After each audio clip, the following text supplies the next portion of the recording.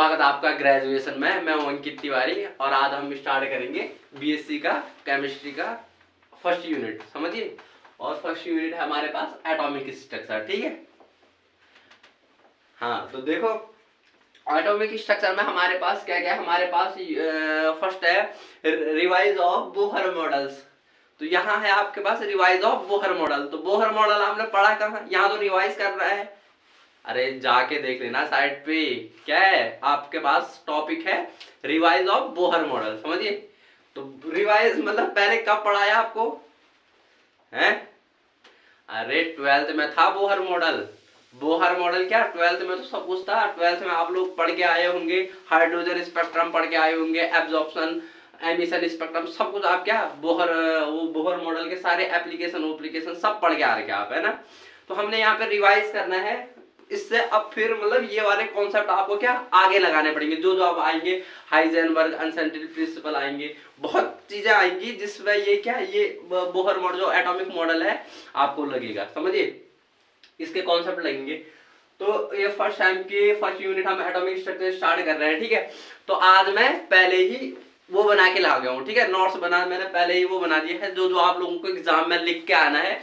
क्योंकि बीएससी में आपके पास क्या होता है, थ्योरेटिकल ज्यादा होता है, ठीक है। थ्योरेटिकल न्यूमेरिकल क्वेश्चंस कम आते हैं और थ्योरेटिकल ज्यादा होता है, क्योंकि 15-15 5-5 नंबर के क्वेश्चंस आते हैं और उसमें आप लोगों को क्या 2.5 से 3 पेज लिखना पड़ता है। और मैं यहाँ पे समझा तो दूंगा, मैं 2 पेज 2-4 लाइन लिख भी दूंगा, ठीक है। पर आप लोग क्या कर सकते हो, आप लोग कोई तो लिख लेगा, अच्छे से समझ के लिख लेगा, बट मैं यहाँ आपको लैंग्वेज बना के भी दूंगा, ठीक है। लैंग्वेज जो मैं यहाँ पे लिखाऊंगा, जो मैं आपको नोट्स जैसे प्रोवाइड करवाऊंगा, यही आपने ढंग से रीड करना है और समझा भी दूंगा मैं, यही रीड करना है और यही आपको एग्जाम में लिख के आना है और मार्क्स पानी है, समझिए। तो दोस्तों देख लो, आज क्या है बीएससी का हमने ये स्ट्रक्चर एटॉमिक स्ट्रक्चर स्टार्ट करा। पर आप लोगों ने 9th क्लास से जब से आप लोगों ने फिजिक्स पढ़ा होगा, जब से आपको पार्ट में डिवाइड हुई होगी, जो हमारा साइंस है वो हमारी पार्ट में डिवाइड हुई होगी। कहाँ से? 9th क्लास से। 9th क्लास से पहले हम 8th क्लास 7th क्लास हम क्या करते हैं, पूरा एक ही पढ़ते हैं, मतलब वो साइंस से रहता है, उसमें हमें ये पता नहीं रहता फिजिक्स अलग है, केमिस्ट्री अलग है, मैथमेटिक्स वो बायोलॉजी अलग है, ठीक है। बट हम जब 9th क्लास में आते हैं तो हमारी एक बुक होती है फिजिक्स की, एक बुक होती है केमिस्ट्री की, एक बुक होती है बायोलॉजी की, है ना। तो हमने 9th क्लास में स्टार्टिंग से क्या पढ़ा था, हमने एटॉमिक स्ट्रक्चर वहां था, उसके बाद 10th में भी है, फिर 11th में है, 12th में है, ठीक है। बट एक 1 ईयर जैसे 9th में हमारे पास केमिस्ट्री में है कौन सा, एटॉमिक स्ट्रक्चर। फिर 10th में हमारे पास केमिस्ट्री फिजिक्स में चला जाता है, केमिस्ट्री फिजिक्स केमिस्ट्री, क्योंकि दोनों में इसके कॉन्सेप्ट यूज होते हैं, ठीक है। तो हमारे पास बीएससी फर्स्ट टाइम में किसमें है, केमिस्ट्री में है, ठीक है।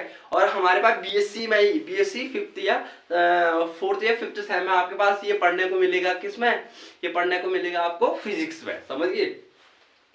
तो हम बीएससी फर्स्ट सेमेस्टर क्या करेंगे, आज केमिस्ट्री की क्लास स्टार्ट करेंगे, ठीक है। तो देखो हमारा एटॉमिक स्ट्रक्चर हमारे पास क्या है, एटॉमिक स्ट्रक्चर हमारे पास फर्स्ट यूनिट है, ठीक है। एटॉमिक स्ट्रक्चर हमारे पास फर्स्ट यूनिट है, ठीक है। तो जो बच्चे कुछ जानते हैं एटॉमिक स्ट्रक्चर के बारे में, किसने दिया, कैसे बन के एटॉमिक स्ट्रक्चर है क्या, और हिंदी मीडियम वाले बच्चे थे, एटॉमिक स्ट्रक्चर को कहते हैं परमाणु संरचना, ठीक है। वैसे हिंदी मीडियम वालों को कोई दिक्कत होगी नहीं, मैंने इतनी टफ इंग्लिश लिखी नहीं है यहाँ पे, ठीक है। और जो लिखी भी है तो मैं एक लाइन हिंदी में समझा दूंगा, ठीक है। आप लोगों को हिंदी में समझा दूंगा एक लाइन, ठीक है। तो देखो एटॉमिक स्ट्रक्चर बोहर मॉडल तो आप लोगों ने पहले पढ़ा होगा 9th क्लास में। 9th क्लास में जब आप लोग आए होंगे 9th क्लास में, तब आप लोगों को जैसे बायोलॉजी में एक वो आया होगा, आप लोगों के पास चैप्टर आया होगा। तो बता, जो भी ह्यूमन बींग्स, जो भी ऑर्गेनिज्म है ना, लिविंग ऑर्गेनिज्म है, जो भी लिविंग ऑर्गेनिज्म है वो किससे बन रखा है, इज मेड बाय सेल, है ना। सेल सबसे छोटी इकाई सेल, अरे क्या बोलते, कोशिका, हिंदी में बोलते थे उसे कोशिका, है ना, कोशिका बोलते थे।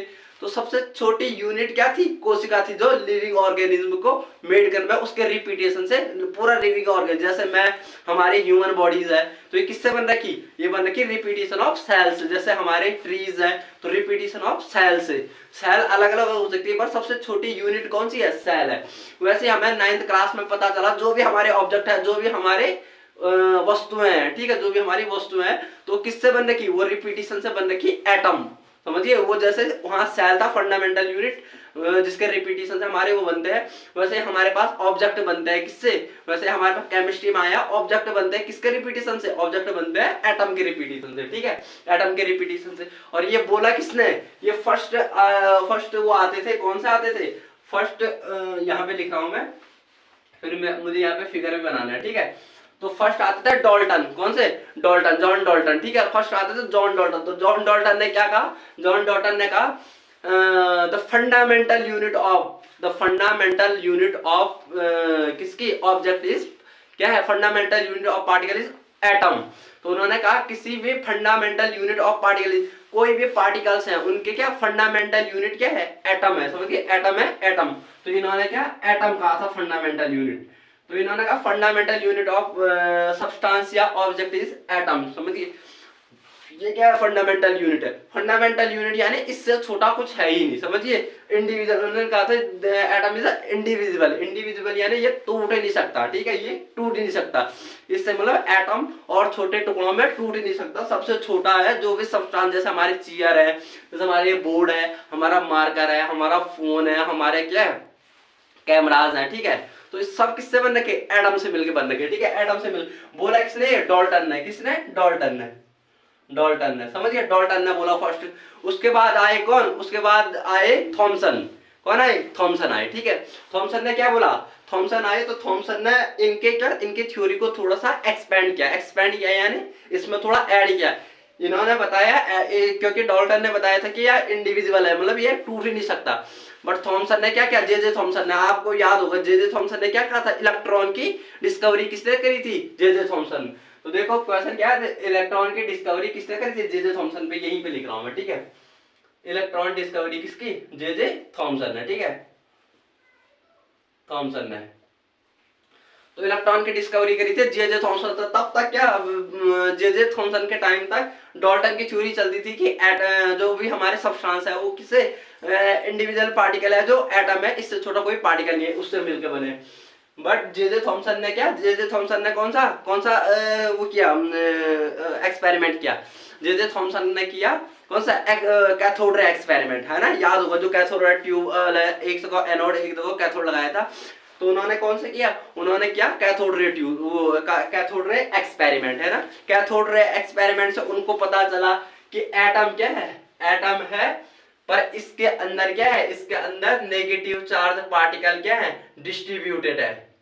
उन्होंने क्या बताया, एटम एक होली यानी फुली पॉजिटिव चार्ज है, ठीक है, फुली पॉजिटिव चार्ज है। एटम क्या है, पूरा पॉजिटिव चार्ज। देखो जैसे मैंने ये एटम है हमारा, तो इनके अकॉर्डिंग, किसके अकॉर्डिंग, जे थॉमसन के अकॉर्डिंग, जे थॉमसन के अकॉर्डिंग एटम क्या है, पूरा पॉजिटिवली चार्ज है, ठीक है, ये पूरा पॉजिटिवली चार्ज है, और इसमें इलेक्ट्रॉन क्या है, डिस्ट्रीब्यूटेड है।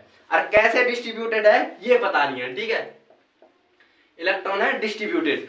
तो थॉमसन प्लम पुडिंग मॉडल भी कहते हैं, प्लम पुडिंग मॉडल या थॉमसन वाटरमेलन। जैसे वाटरमेलन में देखे होंगे आप लोगों ने, वाटरमेलन में अंदर से पूरा रेड रहता है और उसके बीट्स क्या है, जो उसके सीड्स हैं, तो उसमें क्या लगे रहते हैं, ऐसे डिस्ट्रीब्यूटेड रहते हैं, ब्लैक कलर के, है ना। जे थॉमसन के अकॉर्डिंग क्या था, जे थॉमसन के अकॉर्डिंग था कि एटम क्या है, एक एटम यानी अणु, ठीक है, जो ये अणु है, तो ये क्या है, पॉजिटिवली चार्ज है, पूरा पॉजिटिवली चार्ज है, ठीक है, पूरा क्या है, पॉजिटिवली चार्ज। और इसमें जो माइनस चार्ज है, जो इलेक्ट्रॉन बताए इन्होंने, तो ये माइनस चार्ज क्या, डिस्ट्रीब्यूटेड है, डिस्ट्रीब्यूटेड यानी वितरित है, समझिए, वितरित है, डिस्ट्रीब्यूटेड है इसमें, समझिए।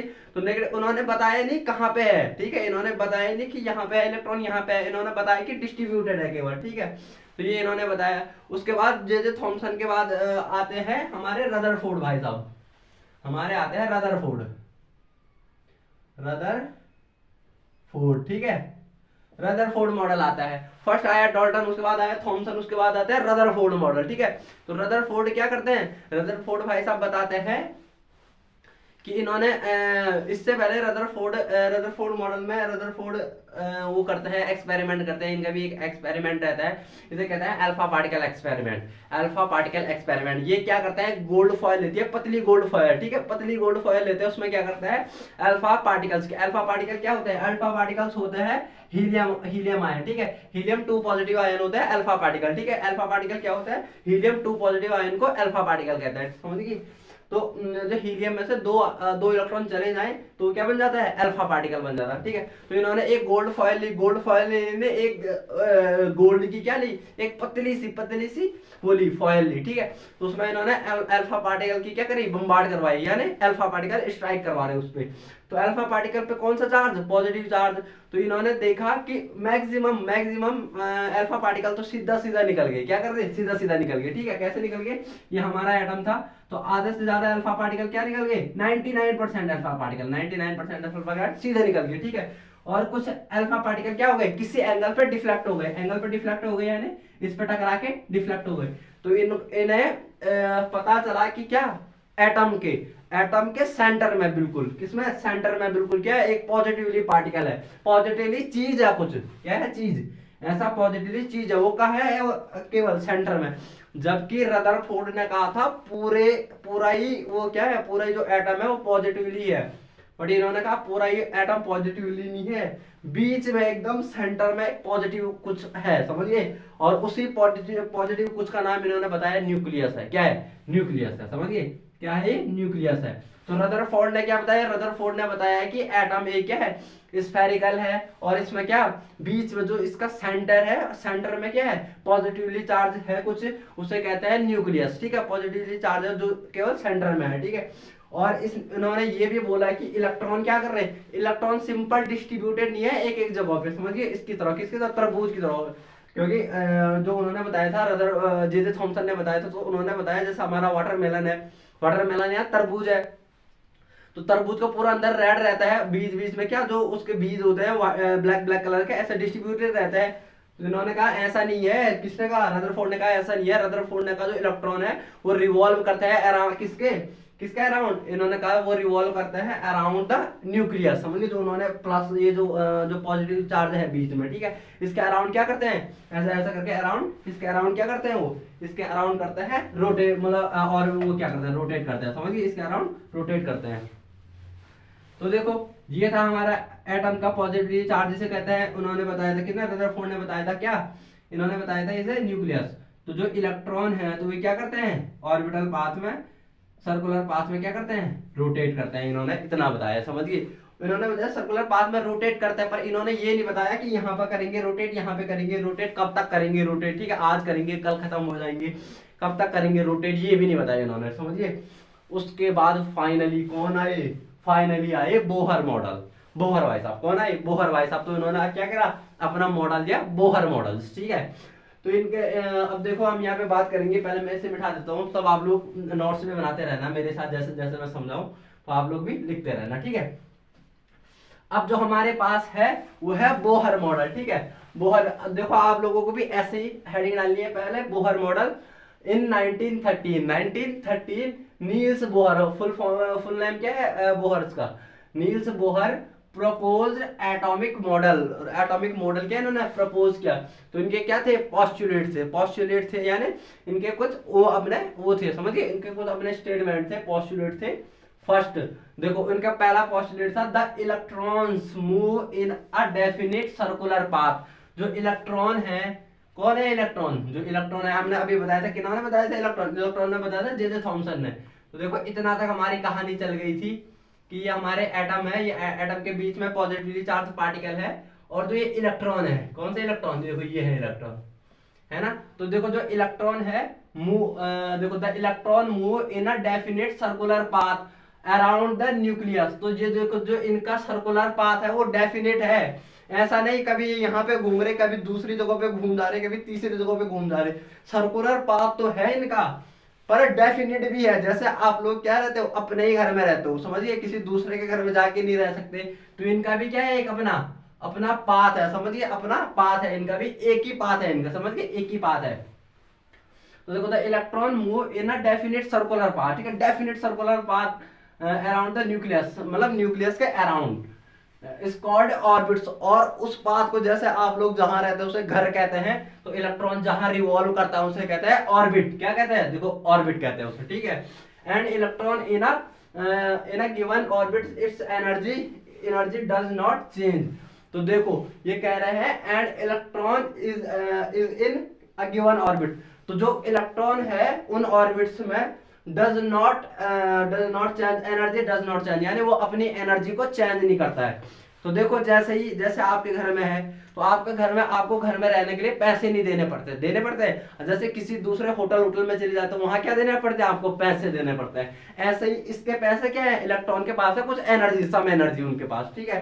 जैसे हमारे पास पैसे एनर्जी है, वैसे उनके पास क्या है, इलेक्ट्रॉन के पास एनर्जी है, समझिए। तो एनर्जी उन्हें जो अपने ऑर्बिट में घूमने के लिए, जो अपने ऑर्बिट में घूमते हैं, उनको क्या एनर्जी वो नहीं करनी पड़ती है, क्या नहीं करती पड़ती है, मतलब एक्सचेंज, एनर्जी चेंज नहीं कर पड़ती, मतलब एनर्जी कम ना ज्यादा, जो उनके पास एनर्जी है उतनी रहती है, समझिए। जैसे हमें अपने घर में पैसे नहीं देने पड़ते रहने के लिए, समझिए। देखो सेकंड पोस्टुलेट, फर्स्ट पोस्टुलेट समझ में आया। फर्स्ट पोस्टुलेट में बताया कि इलेक्ट्रॉन केवल एक डेफिनिट सर्कुलर पाथ में घूमेंगे, उसका नाम है ऑर्बिट्स। और ऑर्बिट्स में घूमते टाइम पे इलेक्ट्रॉन अपनी एनर्जी चेंज नहीं करेगा, या मतलब एनर्जी कम भी नहीं होगी उसकी और एनर्जी ज्यादा भी नहीं होगी उसकी। सेकंड पोस्टुलेट देख लो, सेकंड पोस्टुलेट जरा इंपॉर्टेंट है। The electron can change its orbit by absorbing और रिलीजिंग एनर्जी। देखो अब जैसे हम घर छोड़ के कभी बाहर जाते हैं, किसी काम से जाते हैं, तो ये इलेक्ट्रॉन भी जा सकता है बाहर, समझिए, इसमें भी सेम फंडा यूज होता है। The electron can change its orbit by absorbing और रिलीजिंग एनर्जी। एब्सॉर्बिंग यानी अवशोषित करना और रिलीजिंग यानी उत्सर्जित करना, समझिए।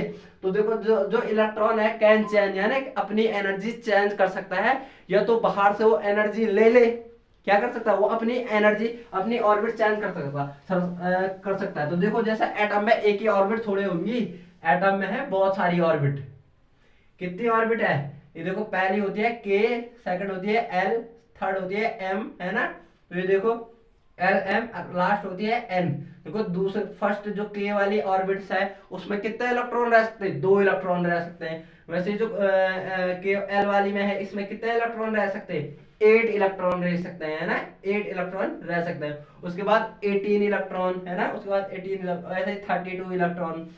तो ये क्या है, वेरियस टाइप ऑफ वो है, क्या है, ऑर्बिट्स हैं इलेक्ट्रॉन को रहने के लिए, ठीक है। जैसे हमारे अलग अलग घर है, किसी का बड़ा घर, किसी का छोटा घर, है ना, ऐसे ही इलेक्ट्रॉन्स के भी क्या है, अपनी अपनी ऑर्बिट्स है, ठीक है।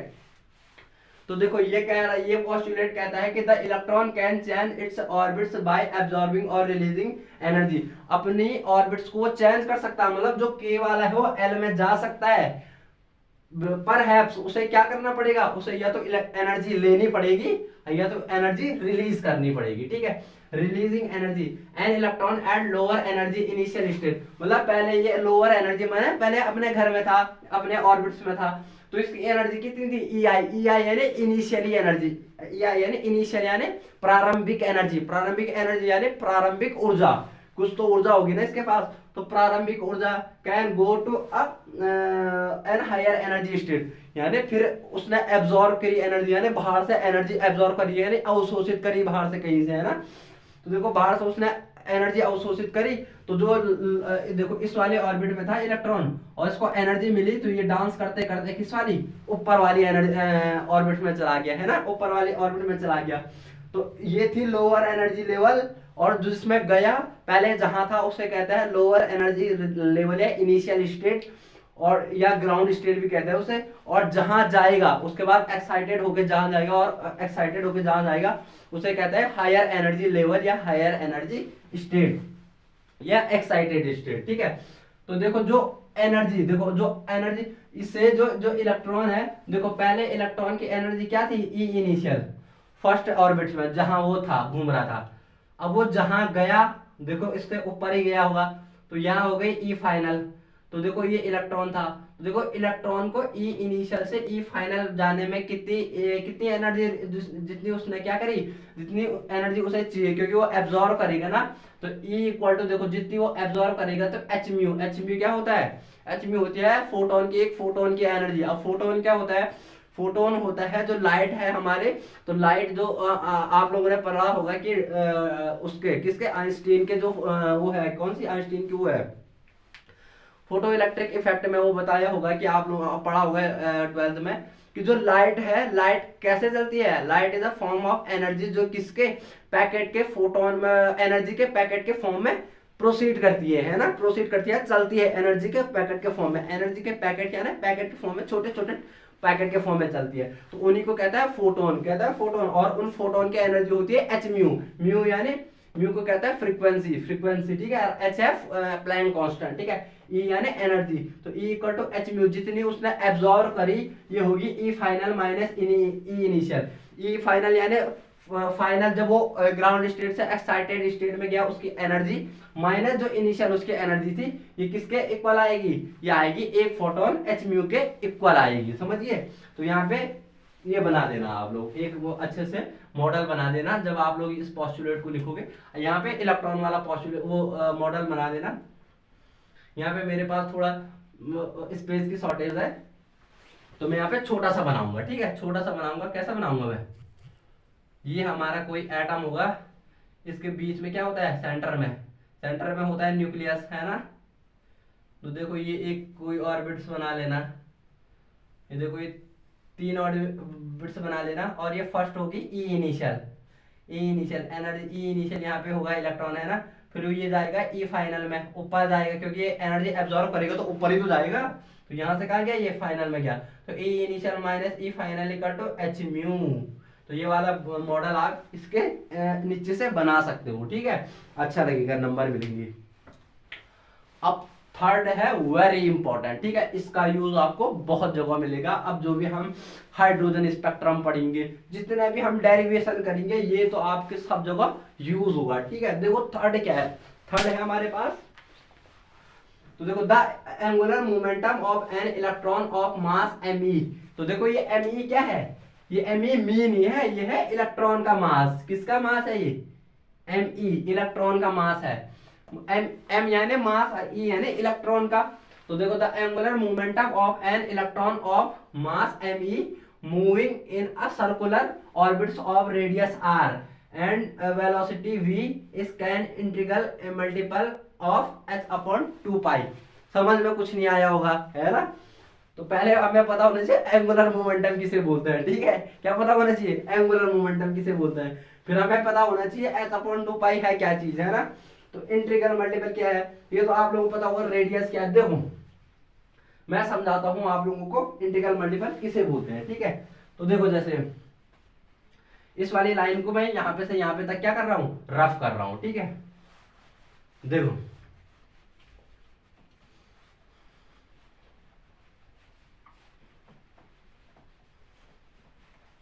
ये देखो मैंने रफ कर दिया, तो मैं यहाँ पे बना रहा हूँ एटम का ओ, ठीक है, एटम मॉडल बना रहा हूँ मैं यहाँ पे।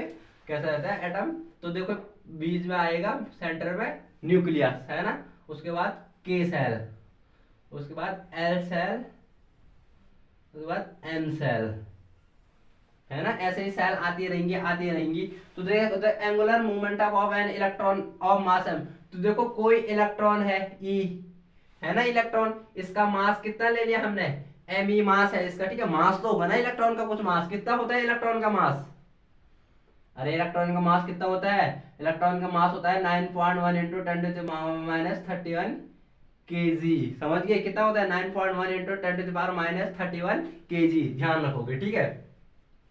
तो जो एम है मूविंग इन सर्कुलर पाथ, देखो सर्कुलर पाथ ही में मूविंग करेंगे, जिसे ऑर्बिट्स कहते हैं, रेडियस आर। तो इसकी रेडियस कहां से होगी, न्यूक्लियस से आर दूरी पे होगा, ये कौन सा, तो ये ऑर्बिट है ना, ये आर डिस्टेंस पे होगा, ये ई इलेक्ट्रॉन, ठीक है।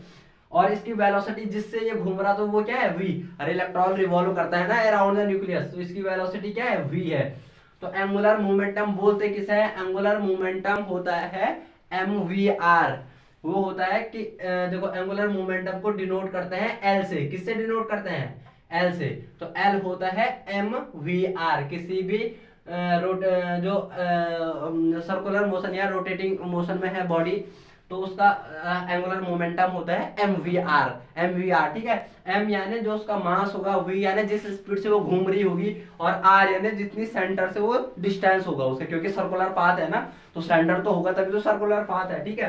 तो mvr, तो किसी इलेक्ट्रॉन का जो एंगुलर ऑफ मोमेंटम है, एंगुलर ऑफ मोमेंटम को कहते हैं एंगुलर ऑफ मोमेंटम को हिंदी में कहते हैं, एंगुलर ऑफ मोमेंटम को हिंदी में कहते हैं कोणीय संवेग। क्या कहते हैं, कोणीय संवेग, ठीक है। तो किसी इलेक्ट्रॉन का कोणीय संवेग, ठीक है, कोणीय संवेग होता है कोणीय संवेग देखो mvr, ये क्या है, किसी इलेक्ट्रॉन का कोणीय संवेग है, equal to nh upon 2 pi, h upon 2 pi के integral multiple of h upon 2 pi, h n integral multiple n की बात कर रहे थे हम। n है principal quantum number, principal quantum number यानी क्वांटम यानी 1 2 3 4 5 6, समझिए 1/2 क्वांटम नंबर नहीं में नहीं आता है, तो प्रिंसिपल क्वांटम नंबर इंटीजर है, ठीक है, 1 2 3 4 क्या है, तो देखो ये h अपॉन 2 पाई के इंटीजर मतलब फर्स्ट वाले की जैसे फर्स्ट ऑर्बिट है, जैसे हम k सेल बोलते हैं, तो इसकी होगी h अपॉन 2 पाई, कितनी, इसका एंगुलर मोमेंटम कितना होगा, जो इस दो इलेक्ट्रॉन रहते हैं ना इसमें, तो इसका होगा h अपॉन 2 पाई। फिर सेकंड वाले का होगा 2h अपॉन 2 पाई, ऐसा ही 2h अपॉन 2 पाई, ऐसे ही 3h upon 2 pi, 4h upon 2 पाई, 5h अपॉन 2 पाई, यानी इंटीजर n यानी इंटीजर आता रहेगा उनके आगे से, अलग अलग इलेक्ट्रॉन का अलग अलग क्या होगा, अलग अलग प्रिंसिपल क्वांटम नंबर। जैसे n के लिए प्रिंसिपल क्वांटम नंबर क्या है, प्रिंसिपल क्वांटम नंबर है k के लिए 1 होता है, जैसे k के लिए 1 होता है प्रिंसिपल क्वांटम नंबर, ऐसे l के लिए 2 होता है, n के लिए 3 होता है, ऐसे इनके क्या क्वांटम नंबर। तो देखो जो k सेल में होंगे दो इलेक्ट्रॉन, इनका एंगुलर मोमेंटम होगा h अपॉन 2 पाई, ठीक है, कितना होगा h अपॉन 2 पाई। फिर जो l वाले में है उनमें 2h upon 2 pi, 3h upon 2 pi, 4h upon 2 pi, ऐसे करके इनका angular momentum mvr equal to nh upon 2 pi के इक्वल होगा, समझिए। तो देखो अभी तक हमने पढ़ा बोहर मॉडल। बोहर मॉडल 1913 में बोहर मॉडल ने अपना एटॉमिक मॉडल प्रपोज किया था, ठीक है। फर्स्ट पॉस्टुलेट था electrons move in a definite circular path around the nucleus called orbit, समझिए, orbit, an electron is in a given orbit its energy does not change, समझिए, तो एनर्जी चेंज नहीं करेगा। सेकंड था electron can be change orbit by an electron at a lower energy, मतलब energy लेके और वो करके क्या करता था, ये अपनी स्टेट चेंज कर सकता था, तो लोअर ऑर्बिटल से हायर ऑर्बिटल में जा सकता था। तो the angular momentum of an electron mass M moving, देखो तो जो इसका एंगुलर मोमेंटम होता है M V R equal to N H upon 2 pi होता है, समझिए। तो ये था बोहर मॉडल, समझिए क्या था ये बोहर मॉडल। देखो तो अब आता है हमारे पास क्या, अब आता है हमारे पास ड्रॉबैक ऑफ बोहर मॉडल, ठीक है, ड्रॉबैक ऑफ बोहर मॉडल। अभी तक हमने पढ़ा बोहर मॉडल, ठीक है, बोहर मॉडल पढ़ा। अब हमारे पास drawback of Bohr model. Drawback यानी फेलियर, फेलियर यानी limitation, limitation of Bohr model. तीनों चीजों क्या एक ही चीज है, समझिए, तीनों क्या है एक ही चीज है। तो कुछ भी आएगा तो आप लोगों को लिखना यही है, समझिए। तो फर्स्ट है it is valid only for an electron one electron atom, ये केवल ऐसे एटम के लिए वैलिड है जिसके पास केवल एक ही इलेक्ट्रॉन है, ठीक है। जैसे एक ही इलेक्ट्रॉन किसके पास है, हाइड्रोजन के पास, only single atom, single electron. Helium plus के साथ हीलियम के पास 2 इलेक्ट्रॉन है, तो एक क्या कर गया, चला गया, तो प्लस आ गया उसमें, तो मतलब एक ही इलेक्ट्रॉन है। लिथियम के पास 3 इलेक्ट्रॉन, 2 चले गए, तो एक ही इलेक्ट्रॉन। तो देखो किसके लिए, only for single electron, single electronic atom के लिए क्या है, ये जो इसका मॉडल है, जो बोहर मॉडल्स है वो वैलिड है। सेकंड है orbits what take as a circular but according to Sommerfeld these are elliptical. जबकि देखो बोहर मॉडल में क्या था, बोहर मॉडल में बताया जो इलेक्ट्रॉन जहां रिवॉल्व करता है, जहां घूमता है, जहां मूव करता है, वो पाथ कैसा है, वो पाथ है सर्कुलर, उसे कहता है ऑर्बिट। जबकि सोमरफेल्ड के अकॉर्डिंग, सोमरफेल्ड एक वो है, अभी आप आगे जाके पढ़ोगे कि सोमरफेल्ड एक्सपेरिमेंट है क्या, उनके अकॉर्डिंग ये क्या है, जो ये इलेक्ट्रॉन का पाथ है ये क्या है, इलिप्टिकल है, जैसे सन का, जैसे अर्थ नहीं रोटेट करती है सन के अराउंड, तो वैसे ही क्या है, इलिप्टिकल पाथ है कि उसका, किसका, जो इलेक्ट्रॉन है उसका सर्कुलर नहीं है, इलिप्टिकल पाथ है। तो देखो इंटेंसिटी ऑफ स्पेक्ट्रा लाइज लिखना है, lies could not be explained। तो ये इंटेंसिटी ऑफ स्पेक्ट्रा लाइन, अभी मैं बताऊंगा इंटेंसिटी ऑफ स्पेक्ट्रा लाइन किसे बोलते हैं, स्पेक्ट्रा किसे बोलते हैं, अभी आगे आएगा जब हम हाइड्रोजन स्पेक्ट्रम पढ़ेंगे। पर इसे ध्यान रख देना, इंटेंसिटी, इंटेंसिटी यानी उसकी क्या, इंटेंसिटी को हिंदी में क्या है, तीव्रता। इंटेंसिटी यानी वो कितना इंटेंस है, उसकी जो ये स्पेक्ट्रा लाइन आई कितनी इंटेंस है, इंटेंस या ब्राइट या डार्क, ये उसमें ये पढ़ते हैं कि इंटेंसिटी कितनी, क्या कि स्पेक्ट्रा लाइन की इंटेंसिटी को ये क्या एक्सप्लेन नहीं कर पाया, ठीक है। This does not explain the Zeeman effect, एक इफेक्ट होता है जीमान इफेक्ट, ठीक है। तो ये जीमान इफेक्ट को भी क्या एक्सप्लेन नहीं कर पाया, कौन सा मॉडल, ये बोहर मॉडल, ठीक है। This does not explain the क्या लिखा गया, doublets in the spectrum of the some of the atoms. This does not explain the doublets in the spectrum of the atom. तो ये डबलेट्स को भी, डबलेट्स यानी जो डबल डबल आती है क्या स्पेक्ट्रल लाइन, इनको भी क्या एक्सप्लेन नहीं कर पाया। तो आपको ये क्या 5 वो लिखना है, ड्रॉबैक लिखने हैं। तो ये आपको क्वेश्चन ऐसा आएगा कि define the, describe the Bohr model and give the limitation of Bohr model. ठीक है, तो फर्स्ट यूनिट का फर्स्ट टॉपिक आपके पास यही था कि बोहर मॉडल को डिस्क्राइब कीजिए और क्या बोहर मॉडल के पोस्टुलेट बताइए और उसके ड्रॉबैक क्या है, वो था इसमें, किसमें, फर्स्ट यूनिट के फर्स्ट टॉपिक में, जो हमने आपको बता दिया है। समझ गए? अब हम आगे बढ़ेंगे नेक्स्ट वीडियो में। ठीक है, thank you for watching this video.